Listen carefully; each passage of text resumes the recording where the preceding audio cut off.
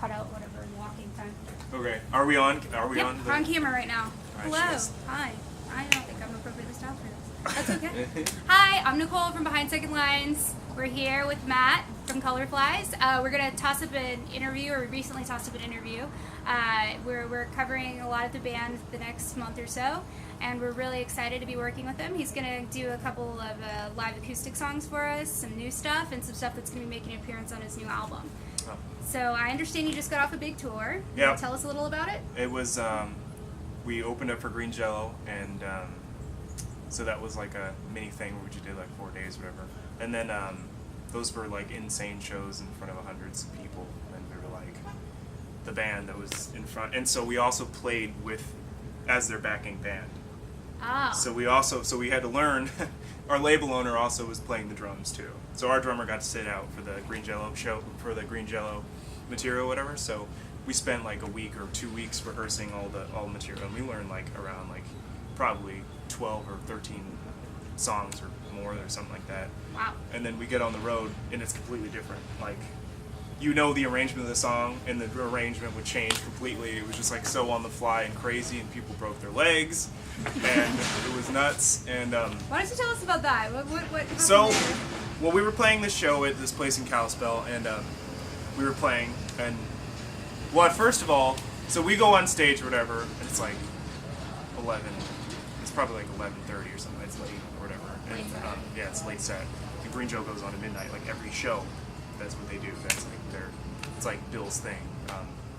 Anyway, so because Bill's just one guy and he goes around the country, and he's so famous that he can get a band in any city and just play a show, and it's like packed with people or whatever. So, so anyway, so we do that, and they go on at midnight or whatever. And we're opening the show, and it's pretty decent reaction because these people had never seen us or whatever. And so during one of this is to show how the crowd was. During one of the songs, whatever, I do this thing where I go out into the crowd and just lay on my back and do a guitar solo. And they started like kicking me because they're punks, you know. Yeah. And I wasn't used to that because I was like, I'm not a punk. I'm like a geek or something. So I'm not used to that kind of thing. So they started kicking me or whatever.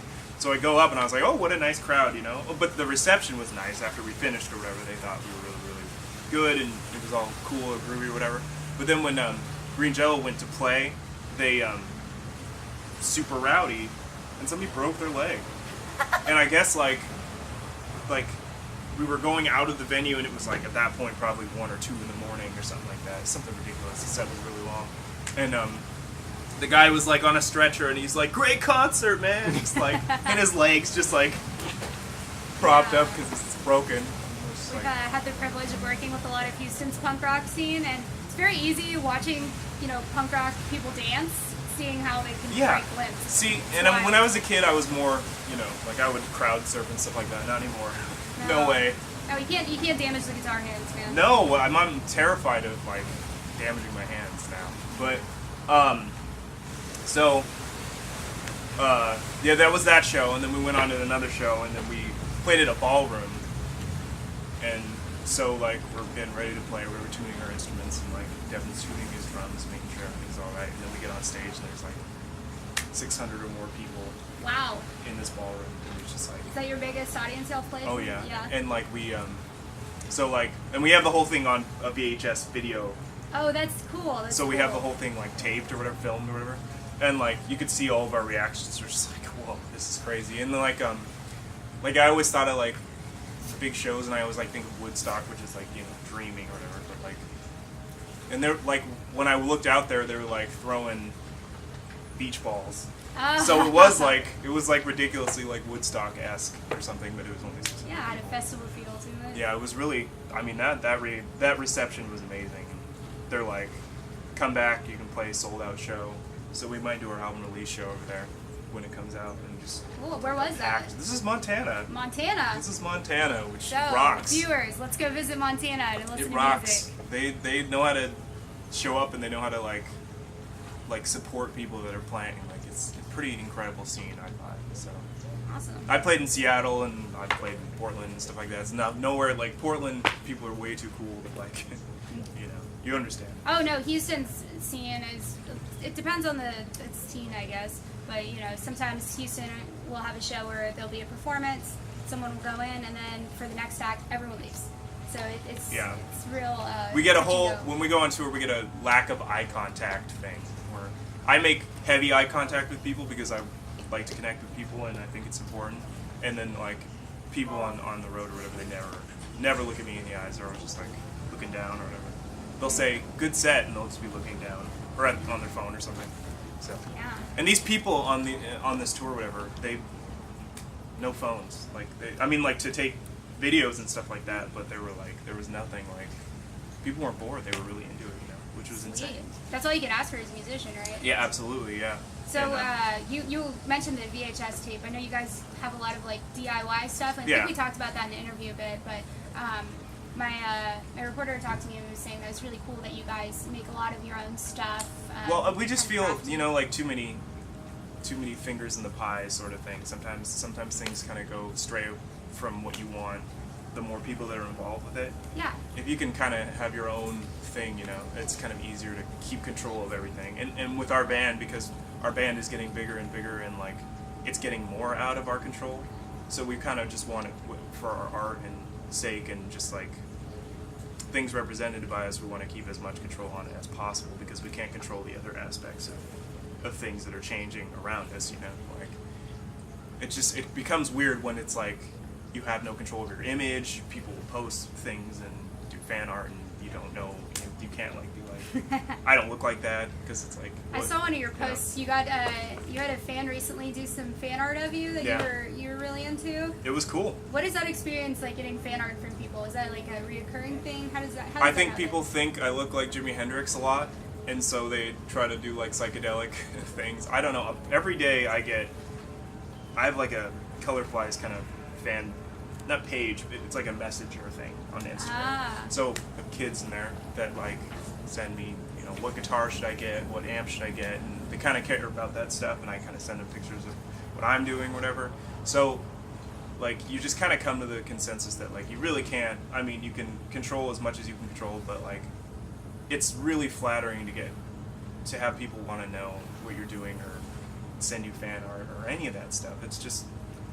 That's a so cool bizarre. way that you can connect with your fans. Yeah, that a lot of no, musicians absolutely. don't bother to do. No, so yeah. That's like really absolutely, totally bizarre. But like I've always been kind of like fans are like just like we are.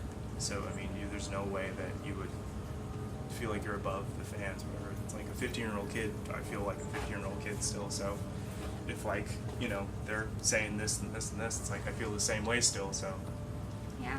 Well, they have a little more optimism because they're not as jaded as I am from being in the business, but I'm sure they could be the next. We were just talking about John Mayer a little bit off camera. Absolutely. The next John Mayer, you have no idea. You have no idea. Yeah. You have no idea who you're going to encourage with what you say. So yeah. I kind of go more towards that direction of people, if they want to, interested in our band and they want interest in our lives, I let them in. For the most part, not everything, obviously, but but just like intimate details I think are interesting.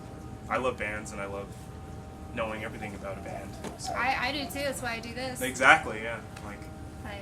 Obviously, I am a huge John Mayer fan, and I know a lot geeky stuff, but The internet makes that geekiness. No, it makes it possible, right? Yeah, absolutely.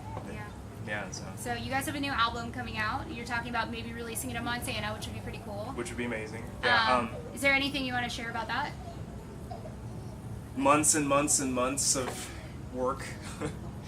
We've actually gone through, ridiculously enough, 5 album cycles. So we're talking about 50 songs. So each cycle being longer than so now we have me, Matey, and Devin. We have what will be the album, essentially. We finished all the demos before I left, and kind of, we put lyrics on it and overdubs and stuff like that. It's just recorded in our house, just as rough demos to give to our label and producer and stuff like that. And so, basically what happens is we'll have all of October to rehearse it, and then while playing shows sporadically. And then we go into the studio in November for a month in an old TV studio with a real producer and record the album and it'll be the process will be unlike anything we've ever done. We've never been in a studio for a month. We've always like kind of like recorded in kind of periods, say like 1 or 2 songs or whatever, and then you put it aside, and then eventually you have enough for an album. This would be like, you know, and Ken Stringfellow from the Posies produced 2 of our songs. That's pretty cool. I know you guys are 2 big singles, fans. yeah, huge fans. We actually opened for the Posies when we got back from the Green Jello thing. So that was kind of like, that was a sold out show too, so it was just like so bizarre. It was such a bizarre like month. It was weird, really weird. It was weird. What's like your favorite part about this whole album recording process? Is there something in particular that you like to engage in?